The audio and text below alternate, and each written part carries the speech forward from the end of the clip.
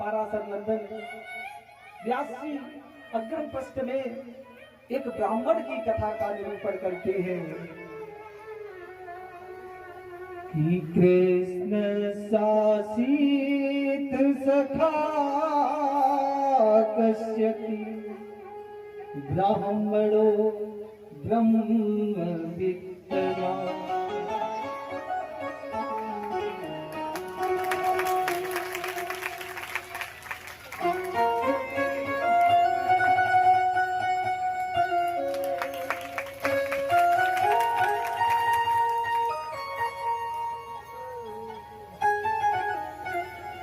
कृष्ण शासित सखा कश्यति ब्राह्मणो ब्रह्म विद्वान् कि प्रशान्त इंद्रियार्थेषु प्रशान्त आत्मा जितेन्द्रिया।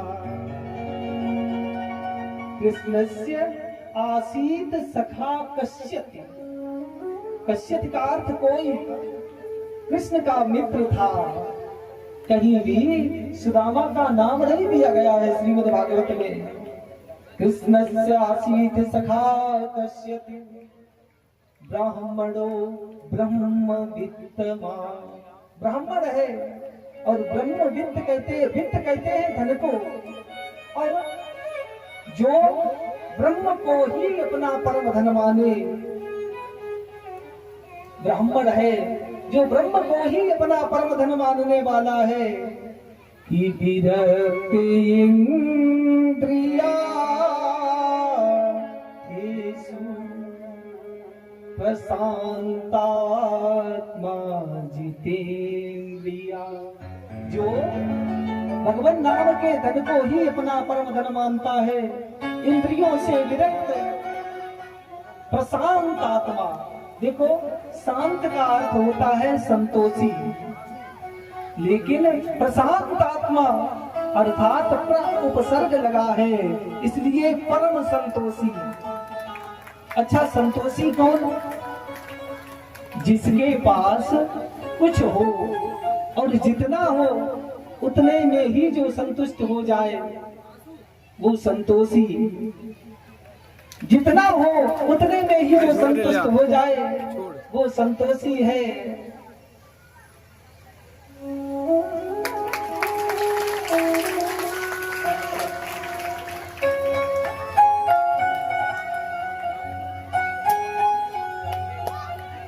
जो हो संतोषी कौन? कुछ हो, जरा सा भी, थोड़ा भी पास में हो और उसी में संतुष्ट हो जाए वो संतोषी है। और महाराज परम संतोषी वो कि ना तो कुछ है और ना कुछ पाने की इच्छा है। जिसके पास है भी नहीं और जो चाहता भी नहीं है वो परम संतोषी है। परम संतोषी ब्राह्मण इंद्रियों से विरक्त, भगवान नाम के धन को ही अपना परम धन मानने वाले।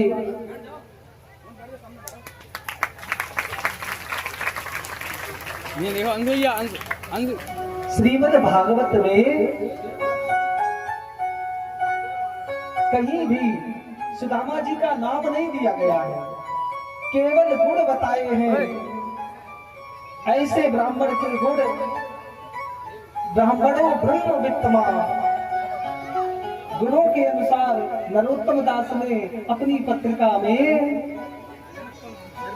इस ब्राह्मण का नाम सुदामा रखा है। देखो, सुदामा का सात्विक अर्थ है सु माने सुंदर और दाम माने रस्सी। सुंदर रस्सी, जिसने अपनी इंद्रियों को एक कतार में ऐसे एकाग्र कर लिया है, इंद्रियों को जीत लिया है, बस में कर लिया है, जैसे एक रस्सी में छोटे छोटे तिनके बिधे हुए होते हैं। ऐसे इंद्रियों को जीता परम संतोषी वो ब्राह्मण है। देखो, सुदामा परम संतोषी है, लेकिन इनकी जो धर्म पत्नी है, नाम सुशीला का भी कहीं नहीं भागवत में, लेकिन विचार करिए, सुदामा एक गरीब ब्राह्मण है। ऐसे ब्राह्मण जो नित्य भिक्षा करके ही अपना जीवन यापन करते हैं और उनके साथ सुशीला अपना जीवन व्यतीत कर रही। थोड़ा बहुत नहीं, सुदामा का परिवार बहुत बड़ा है महाराज। 4 बालक हैं। मानो जीव रूपी सुदामा के ये 4 पुरुषार्थ पुत्र बन के ही आए हैं। धर्म, अर्थ, काम और मोक्ष, ये चारों पुरुषार्थ सुदामा के पुत्र बनकर आए। सुदामा इतने गरीब हैं कि कभी कभी तो 2-2, 4-4 दिन बीत जाते हैं। सुदामा भिक्षा के लिए जाते, अन्न धन का एक दाना भी नहीं मिलता। लौट के घर आते, सुशीला बार बार सुदामा से कहती है, महाराज आज कुछ अन्न धन लेकर आए हो। सुदामा कहते हैं, देवी गए तो थे 5 घरों में, लेकिन भिक्षा नहीं मिली। क्यों? क्योंकि भिक्षुक का धर्म है। एक भिक्षुक और भिखारी में महाराज बहुत अंतर होता है। भिक्षुक वो है जो 5 घरों में भिक्षा मांगने जाए, अगर अन्न धन मिल जाए तो भी अच्छा, और ना मिले तो उस दिन ये सोच ले कि ठाकुर जी की ऐसी कृपा है कि आज एकादशी और हो जाए। सुदामा भिक्षुक है, 5 घरों में भिक्षा मांगने जाते, और भिखारी वो जो पूरे दिन मांगता रहे, 2-4 गांव मांग ले और फिर भी शाम को झोली खाली रह जाए, वो भिखारी है, वो भिक्षुक नहीं हो सकता। आज 4 दिन हो गए, सुदामा के घर में अन्न धन का एक दाना भी नहीं। छोटे छोटे बालक सुशीला से कहते हैं, माँ 4 दिन हो गए भोजन नहीं मिला, अरे कुछ तो हमें खाने को दे दो। सुशीला लाचार है, बालकों से कहती, बेटा आज एकादशी है, कल द्वादशी होगी तब भोजन बनाएंगे। एकादशी कह के बालकों को सुला देती, द्वादशी की प्रतीक्षा में बालक सो तो जाते, लेकिन जब उठते हैं तो सुशीला फिर कह देती, बेटा आज फिर एकादशी है। 4 दिन हो गए। सुदामा जी भिक्षा के लिए गए और लौट कर जब कुटिया में आए, सुशीला ने कहा, महाराज आज कुछ अन्न धन मिला? सुदामा बोले, देवी कहीं अन्न धन नहीं मिला। सुशीला ने कहा, महाराज मैं भूखी रह लूंगी, आप व्रत कर सकते हो। लेकिन छोटे छोटे बालक 4 दिन हो गए भूख से रो रहे हैं। अगर 5 घरों में अन्न धन नहीं मिला था तो छठे घर चले जाते। सुदामा ने कहा, सुशीला तुम हमें सिखा रही हो कि हम छठे घर चले जाते? अरे 5 घरों में भिक्षा मांगना हर ब्राह्मण का धर्म है कि वो 5 घरों में भिक्षा मांग सकता है। सुदामा कहते, तुम हमें बता रही हो? शिक्षक हो सारे जग को प्रियताई कहा, तुम देती हो शिक्षा, औरन को धन चाहिए बावरी, ब्राह्मण के धन केवल भिक्षा। सुदामा कहते, सुशीला कभी हमसे ये मत कहना कि छठे घर में चले जाओ। मेरा जीवन रहे या ना रहे, मैं कभी छठे घर भिक्षा मांगने नहीं जाऊंगा, क्योंकि मेरा धर्म हमें अनुमति नहीं देता। 4 दिन हो गए। संध्या के समय देर रात तक बालक रोते रहे, सो गए। और जब कोई भक्त भूखा सोता है तो उसकी चिंता भगवान को होती है। द्वारिकाधीश जब द्वारिका में भोजन करने बैठे, रुक्मिणी जी ने सुंदर थाल लगाई, और जैसे ही प्रभु ने भोजन हाथ में लिया, दृष्टि पड़ी भोजन पर तो अपने भूखे भक्त की याद आ गई, और भोजन करते हुए भगवान रोने लगे। भोजन हाथ में लिए उस प्रसाद को देखकर प्रभु रो रहे हैं। रुक्मिणी ने कहा, प्रभु आप भोजन कर रहे हो, भोजन हाथ में लिए आप रो रहे हैं। भगवान कहते, देवी एक मेरा मित्र है, एक मेरा भक्त है,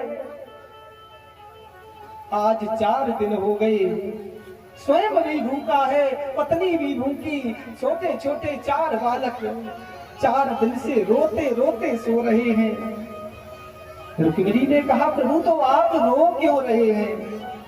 अगर वो दरिद्र है, गरीब है, तो एक कृपा की दृष्टि कर दो, कुबेर के भंडार खोल दो उसके लिए। भगवान कहते, देवी रो तो इसीलिए रहे हैं कि वो निष्ठुर, वो मेरा मित्र, वो मेरा भक्त इतना निष्ठुर है कि स्वप्न में भी हमसे कुछ नहीं मांगता। अगर स्वप्न में भी मांग दे तो त्रैलोक्य की संपत्ति मैं उसे दे दूं। और ये बात सच है, सुदामा ने भगवान से स्वप्न में भी कभी कुछ नहीं मांगा।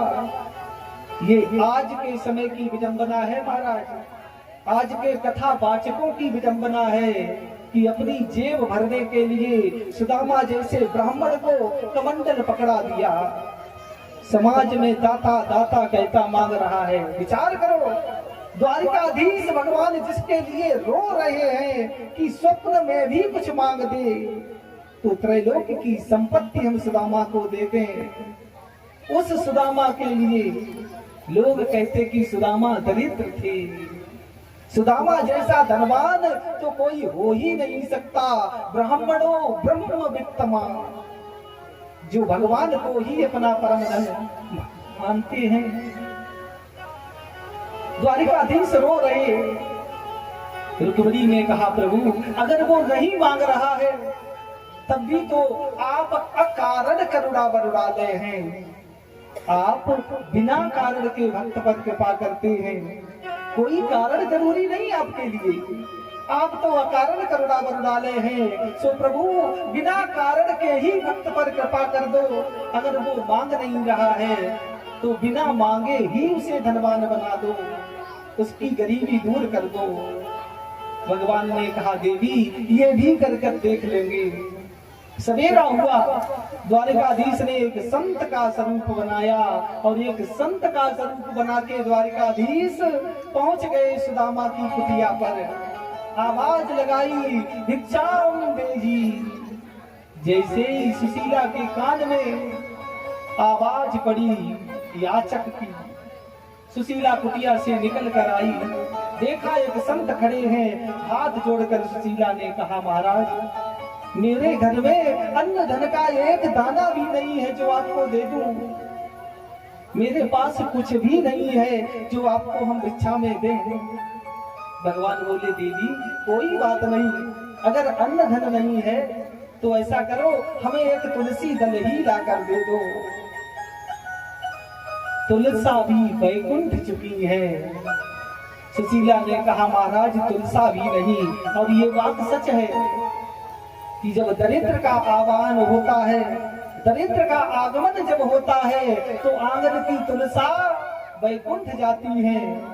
अचानक अगर आंगन की तुलसा वैकुंठ जाए तो सावधान हो जाओ, ये दरिद्र के आने का संकेत होता है। जब अचानक तुलसा आंगन से वैकुंठ जाए तो ये समझ जाओ कि आने वाला समय अच्छा नहीं होगा। सुशीला हाथ जोड़कर कहती, महाराज मेरे यहाँ तो तुलसी दल भी नहीं है जो तुम्हें दे दें। भगवान ने कहा, देवी तुम्हारे पास है क्या देने को? सुशीला कहती है, महाराज गरीबी के सिवा मेरे पास कुछ भी नहीं है।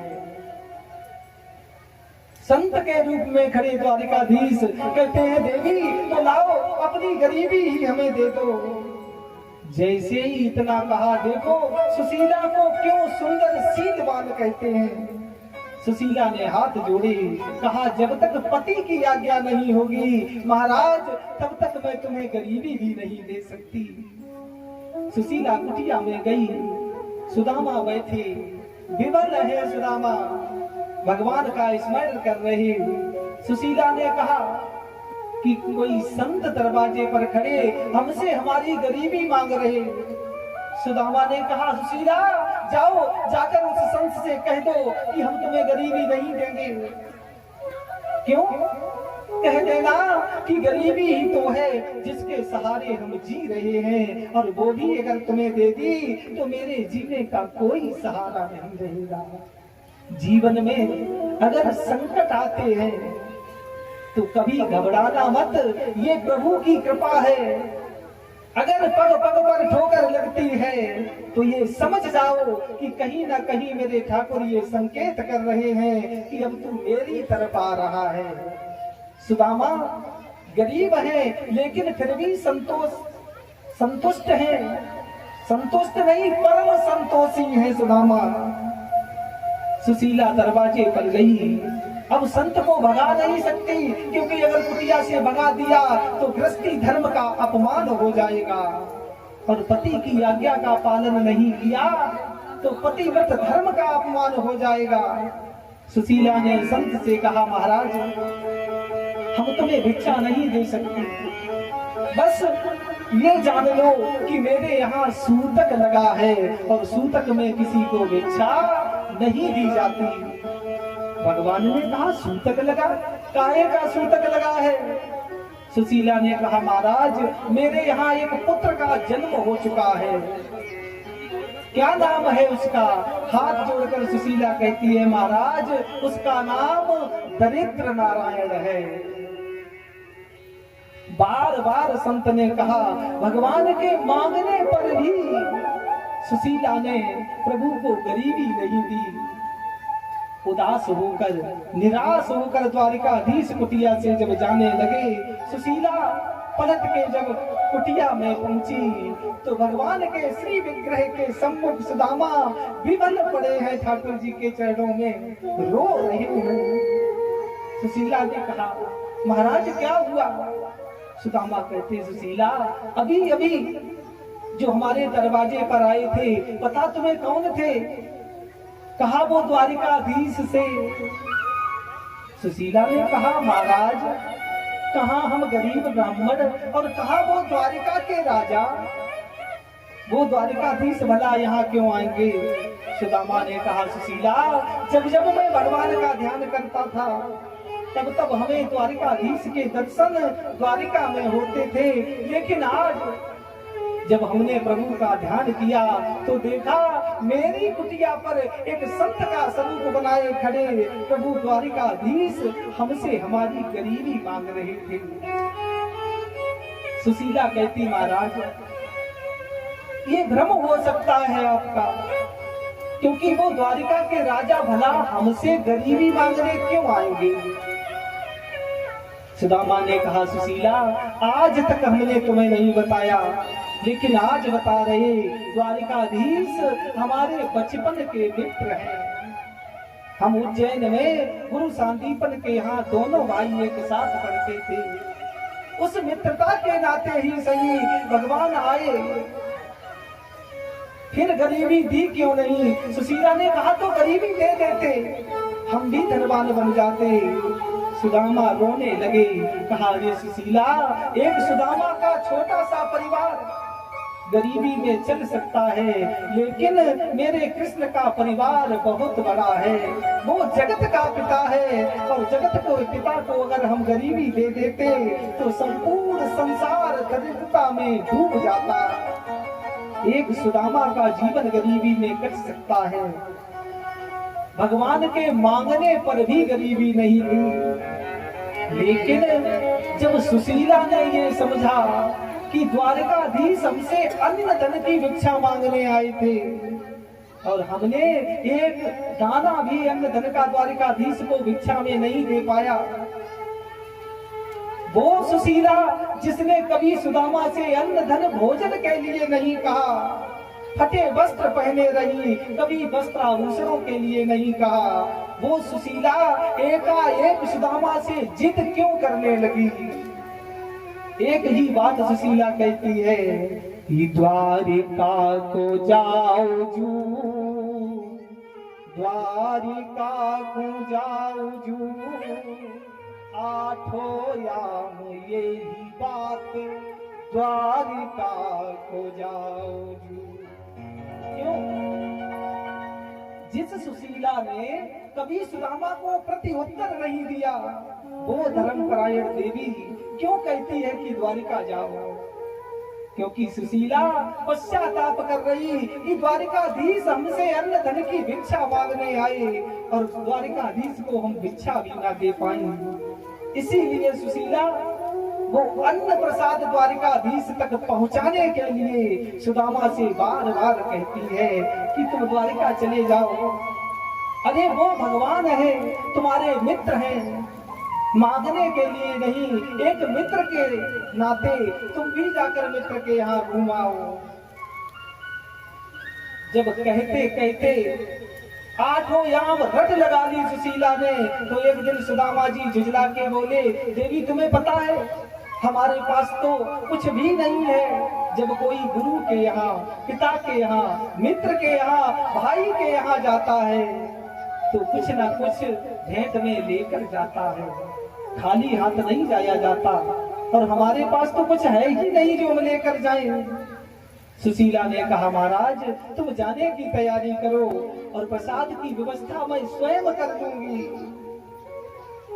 अभी तक सुदामा भिक्षा के लिए जाते थे, आज प्रभु के प्रसाद के लिए सुशीला कुटिया से निकल कर गई। दरवाजे पर पहुंचे, जिस दरवाजे पर सुशीला जाए वहीं से धक्के मारकर भगा दी जाती है। क्यों? क्योंकि ये संसार का नियम है प्यारे। अगर तुम्हारे पास धन है, अन्न धन तुम्हारे पास है, तो हर कोई तुम्हें अन्न धन देने को तैयार है, और जिस दिन तुम्हारे पास नहीं होगा, भूखे बैठे रहोगे, कोई पूछने वाला भी नहीं होगा। यही नियम है इस संसार का। सुशीला 4 घरों में गई और 4 घरों से एक एक मुट्ठी पृथक तंदुलान चैल खंडेन। पाराशर नंदन व्यास जी वर्णन करते हैं कि 4 घरों से एक एक मुट्ठी चावल सुशीला ने एकत्रित किए। अब उन तंदुलों को, उन टूटे हुए चावलों को रखने के लिए वस्त्र नहीं था, तो सुशीला की जर्जर साड़ी थी। जैसे ही साड़ी एक तरफ से फाड़ी, एक कोना फाड़ा, तो इतना जर्जर वस्त्र था कि एक वस्त्र में वो तंदुल रख नहीं पाई सुशीला का। 4 टुकड़े किए उस वस्त्र के, और चैल खंडेन बंधिता तंदुलम, 4 टुकड़े जोड़कर एक छोटी सी पोटली सुशीला ने बनाई, और उस पोटली में वो तंदुल प्रसाद बांध कर सुशीला कुटिया में पहुंची।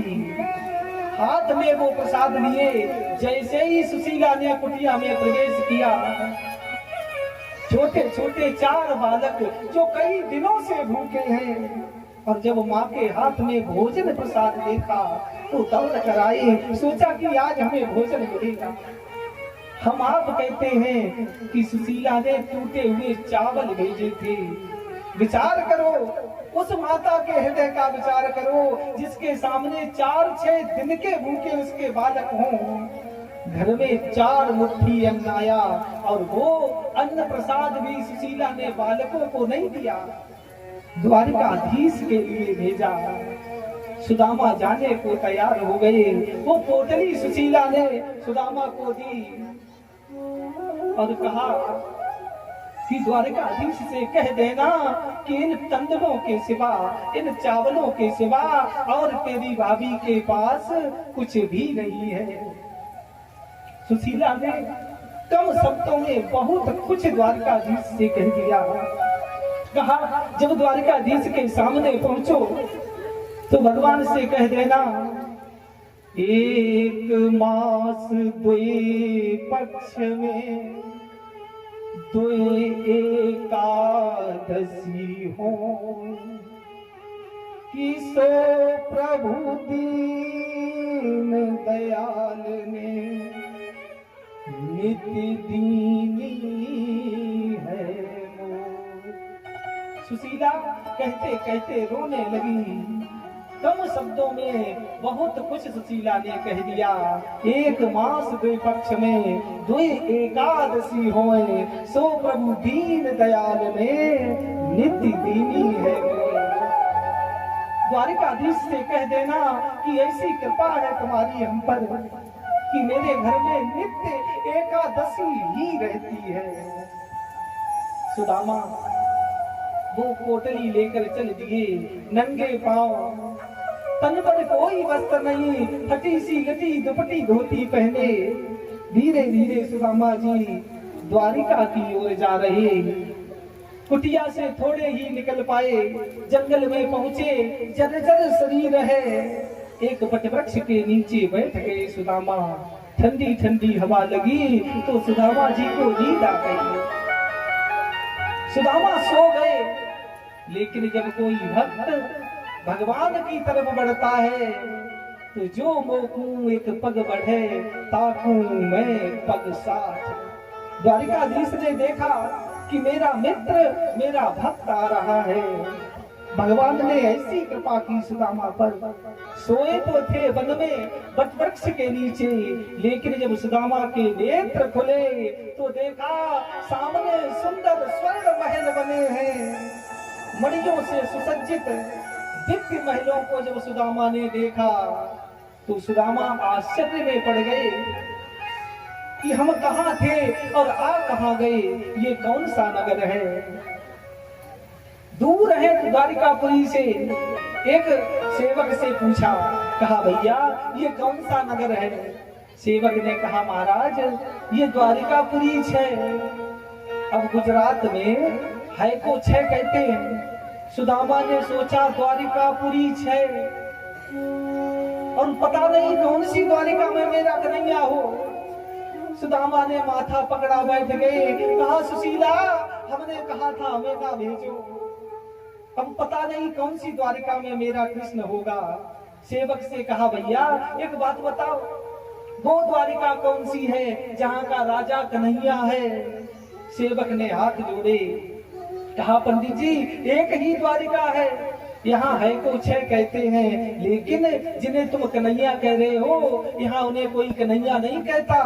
कहा फिर हमें लगता है बड़ा आदमी बन गया तो नाम भी बदल दिया।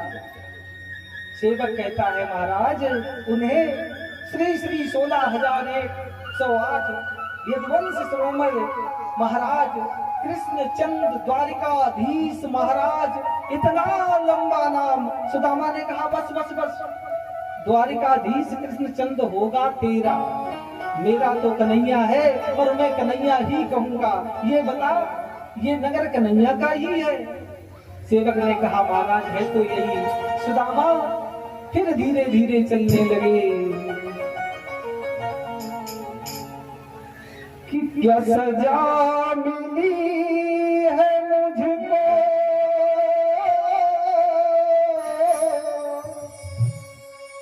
क्या सजा मिली है मुझको, तेरी दोस्ती के पीछे दर दर भटक रहा हूँ, तेरी दोस्ती के पीछे भटक रहा हूँ, तेरी दोस्ती के पीछे।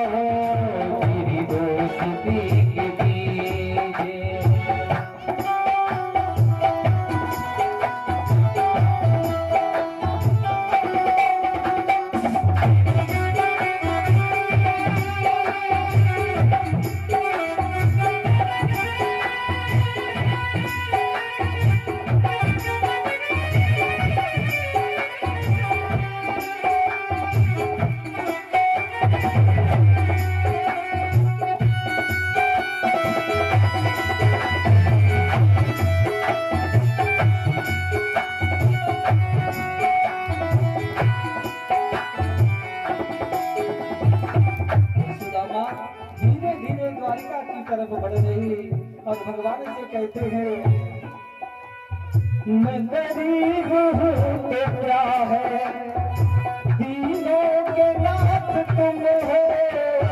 मैं गरीब हूँ तो क्या है, दीनों के नाथ तुम हो। गरीब हूँ तो क्या है, दीनों के नाथ तुम हो। मैं गरीब हूँ तो क्या है, दीनों के नाथ तुम हो। किए धोते हैं उदासी,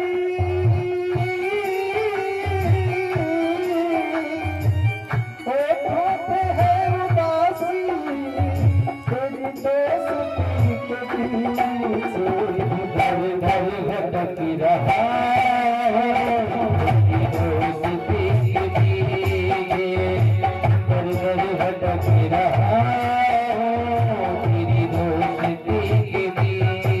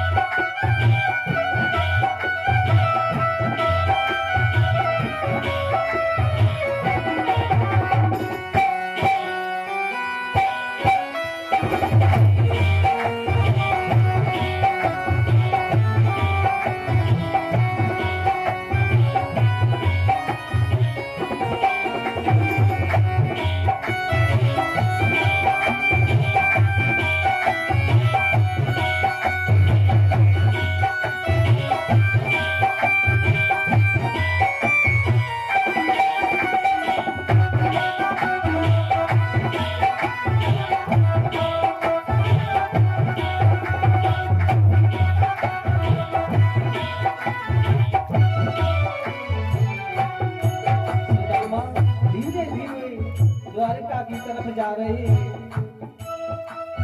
वो द्वारिका के वासी, वो तो शरण चरासी। वो द्वारिका के वासी, वो तो शरण चरासी। वो द्वारिका के वासी, वो तो शरण चरासी। वो द्वारिका के वासी, वो तो शरण चरासी। वो अखियाँ बरस की प्यासी,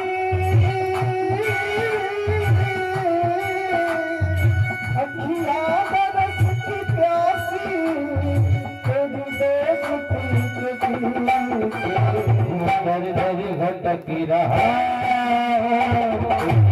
दोस्ती के पीछे दर दर भटकी रहा हूँ, तेरी दोस्ती के पीछे।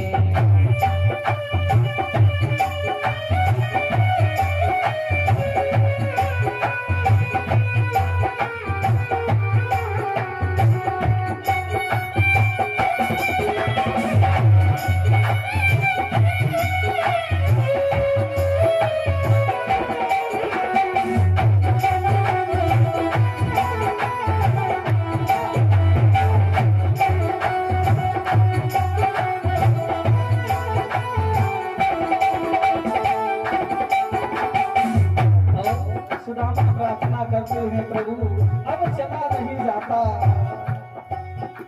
कि तुम हो पतित पावन अधमों का मैं हूँ स्वामी तुम हो पतित पावन अधमों का मैं पतित पावन अधमों का मैं हूँ स्वामी पतित पावन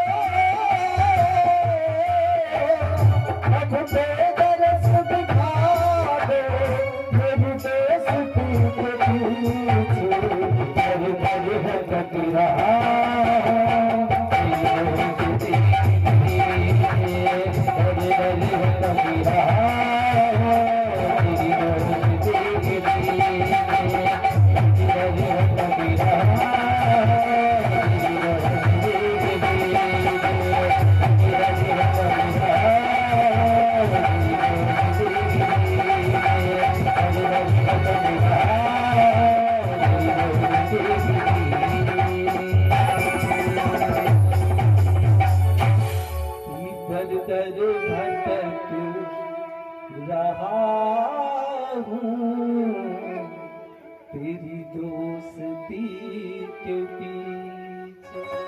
सुदामा धीरे धीरे द्वारिका में प्रवेश कर रहे।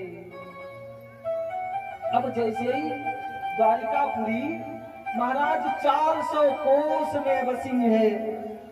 9 लाख सोने के महल हैं द्वारिकापुरी में। सुदामा जी प्रवेश कर गए, लेकिन इतनी बड़ी द्वारिका में मुख्य द्वार सुदामा जी ढूंढ ना पाए। द्वारिकाधीश के दरवाजे के सामने पहुंचे। धीरे धीरे 9 लाख महल थे सब भगवान के ही। हर दरवाजे पर याचक द्वारपाल सेवक खड़े हैं।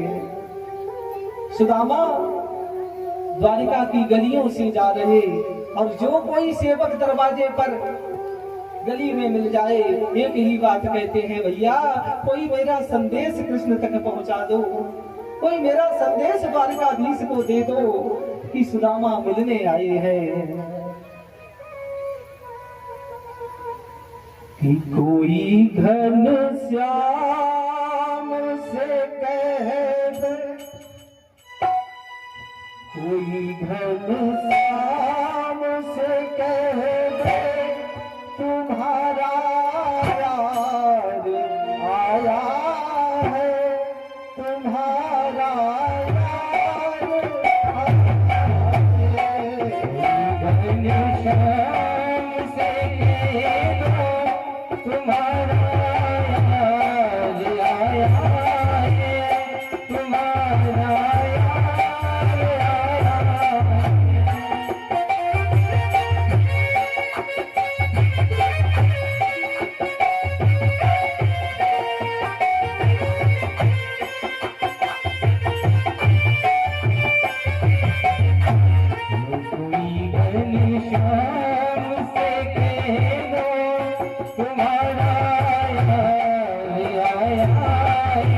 तुम्हारा तुम्हारा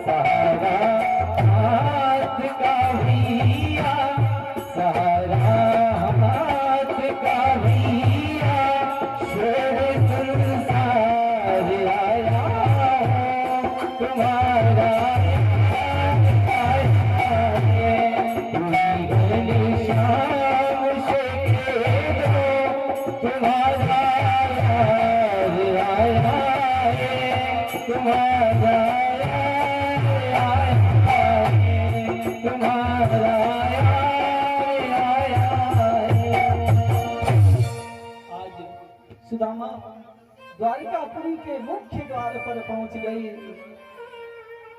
सेवक से कहा, भैया जाके द्वारिकाधीश को मेरा संदेश दे दो, सुदामा नाम के पंडित जी मिलने आए हैं, एक क्षण मिलकर वापस चले जाएंगे। जैसे ही सेवक ने सुना तत्क्षण सेवक चल दिया द्वारिकाधीश के भवन में।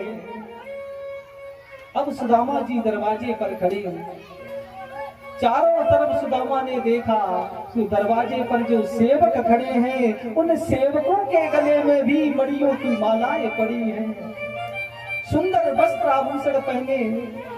सुदामा ने उन सेवकों की तरफ देखा और फिर अपनी तरफ देखा। सुदामा ने सोचा, अरे सुदामा तू आ तो गया द्वारिका में, लेकिन आने से पहले ये तो सोच लेता कि जब कृष्ण के सामने पहुंचेगा। सुदामा जानते हैं भगवान का स्वभाव कि कृष्ण हमें दौड़ कर हृदय से लगा लेंगे और कोई पूछेगा तो बता देंगे मेरे भैया है, मेरे मित्र हैं। सामने तो ये कुछ ना कहें, लेकिन पीछे ये सेवक भी कहेंगे कि देखो द्वारिकाधीश के मित्र आए भी तो कैसे। ऐसी दशा में अरे सुदामा कहीं तेरे कारण ये द्वारिका के लोग तेरे कृष्ण पर हंसे ना। सुदामा जी ने सेवक को तो भेज दिया भगवान को बुलाने और स्वयं दरवाजे से सुदामा जी जाने लगे। सेवक पहुंचा सभा में, द्वारिकाधीश की सभा में हाथ जोड़कर सेवक कहता है, महाराज आज दरवाजे पर एक बड़ा विचित्र व्यक्ति आया है। सब सभासद आश्चर्य से सुनने लगे, ऐसा कौन आया? तो स्वरूप का वर्णन किया कि धोती फटी सी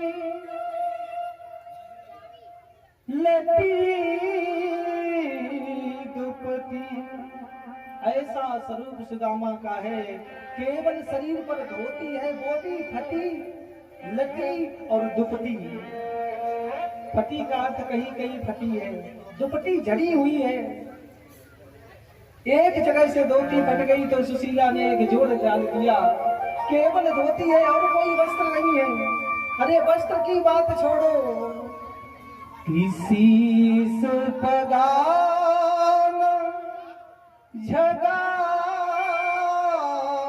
तन से प्रभु जाने को आए, बसो के ही गाना की धोती फटी सी लटी दुपट्टी और पायल पाहुन की नहीं सामा।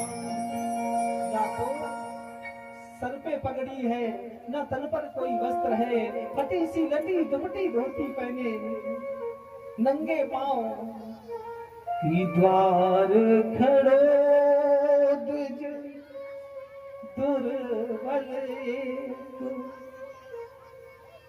चकी देख रहे हो, चकी सो पसुदा अगिराम। एक ब्राह्मण दरवाजे पर खड़ा महाराज आश्चर्य से द्वारिकाधीश के महल देख रहा है। भगवान ने कहा और नाम क्या है उसका? कि पूछत दीन दयाल को धाम, बतावत आपनो नाम सुदामा। जैसे ही सेवक ने कहा पूछत दीन दयाल को धाम, बतावत आपनो नाम सुदामा। जैसे ही कृष्ण ने सुना सुदामा, अरे मेरे भैया सुदामा, मेरे मित्र सुदामा आ गए। भगवान भाग खड़े हुए द्वारिकाधीश, पादुका भी नहीं पहने, नंगे पांव द्वारिकाधीश भागे। कंधे से पीतांबर गिर गया, पीतांबर उठाने का भी समय नहीं। भागते हुए जा रहे भगवान, मेरे मित्र सुदामा आ गए, मेरे भैया सुदामा आ गए। द्वारिकाधीश जब मुख्य द्वार पर पहुंचे तो सुदामा नहीं है। सेवक ने कहा महाराज वो तो चले गए। तो द्वारिका की गलियों में भगवान भाग रहे हैं नंगे पांव। और सुदामा इतनी दूर निकल चुके थे कि जो भक्त द्वारिका गए हैं वो जानते हैं। द्वारिका से भेंट द्वारिका 7 किलोमीटर दूर है महाराज। इतनी दूर तक सुदामा जा चुके थे। भगवान भागते हुए गए और जब जाते हुए सुदामा को देखा, मेरे मित्र सुदामा, मेरे भैया सुदामा आ गए। तो सुदामा ने जब कृष्ण को देखा, दौड़कर भगवान ने अपने भक्त को, अपने मित्र को हृदय से बोलिए भक्त और भगवान की। न जाने कौन से गुण पर दयानिधि जाते हैं, दयानिधि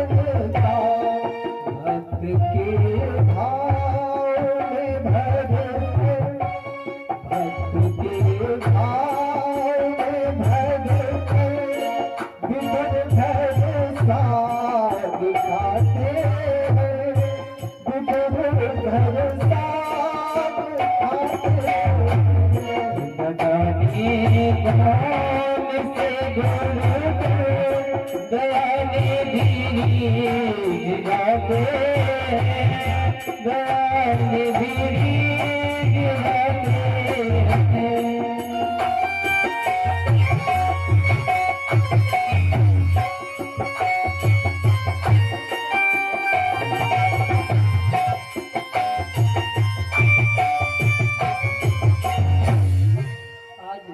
द्वारिकाधीश ने अपने मित्र, अपने भाई, अपने भक्त सुदामा को हृदय से लगा लिया।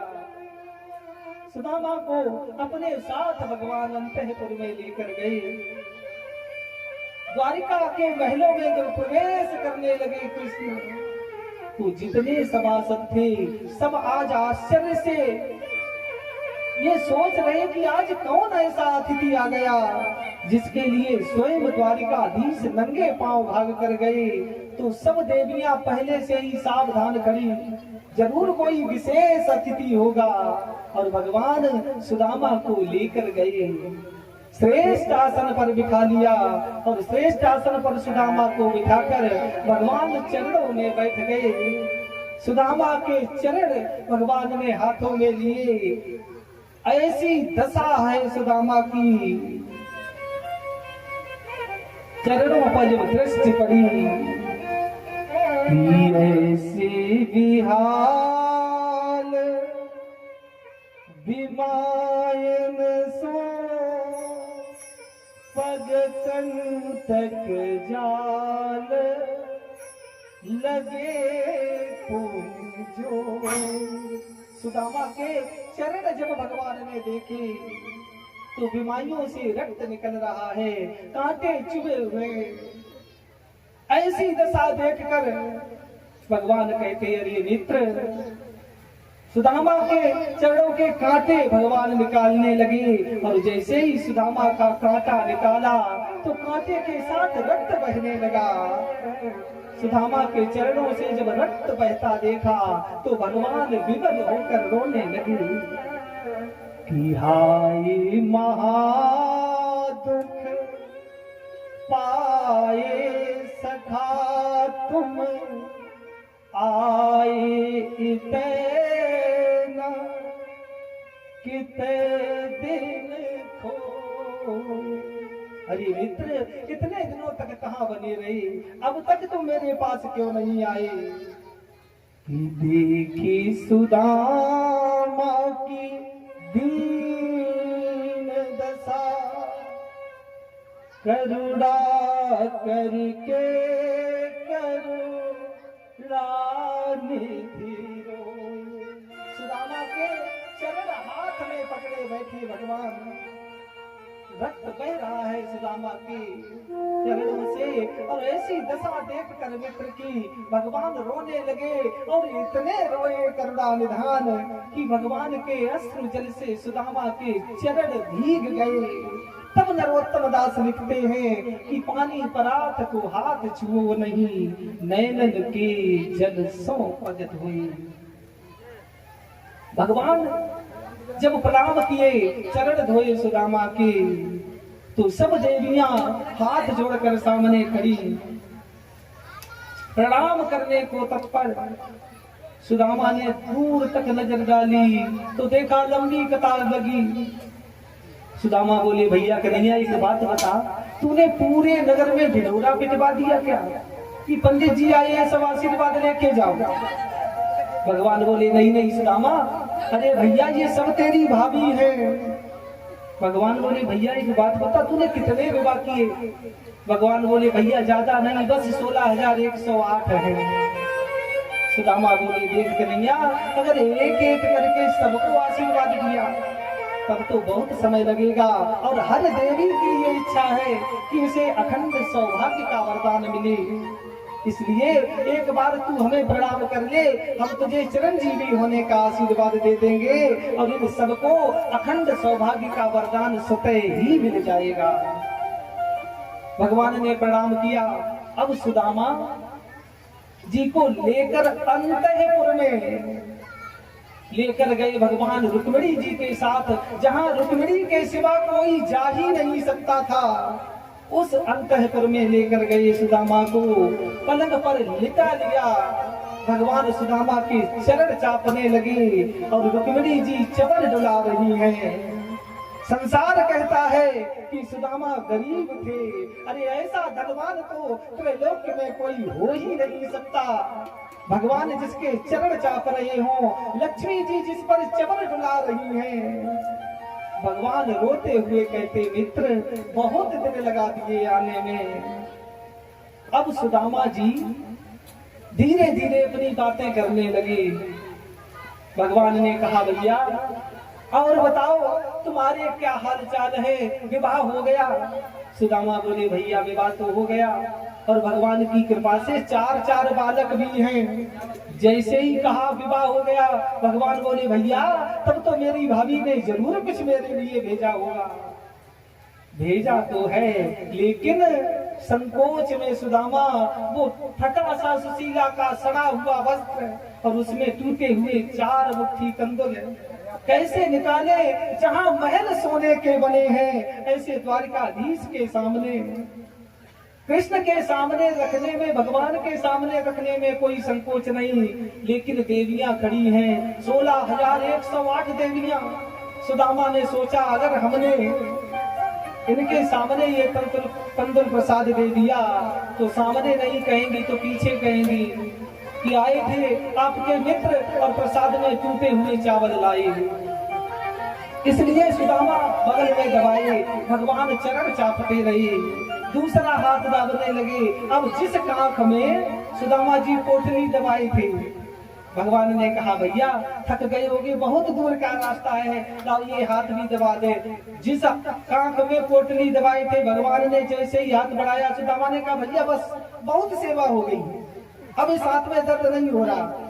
हाथ तो तब दे अगर हाथ पकड़ा दिया तो राज खुल जाएगा। पोटली दबाए हैं, भगवान ने हाथ पकड़ा और जैसे जरा सा हाथ झटका तो बगल से वो तंदुल प्रसाद सुशीला का दिया हुआ वो प्रसाद निकल पड़ा। जैसे ही गिरा तो स्वतः ही वो वस्त्र खुल गया। द्वारिकाधीश आसन लगाकर बैठ गए।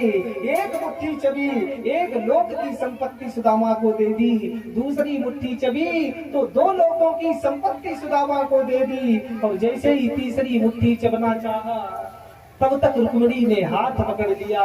कहा प्रभु 2 लोक तो दे दिए सुदामा को, अरे अपने लिए भी कुछ रखो।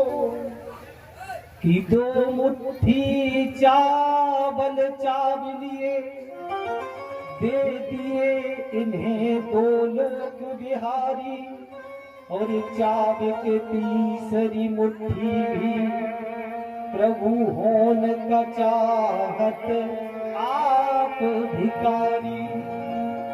रंग ही आप समान किए हरि का निज बास की आस विसारी।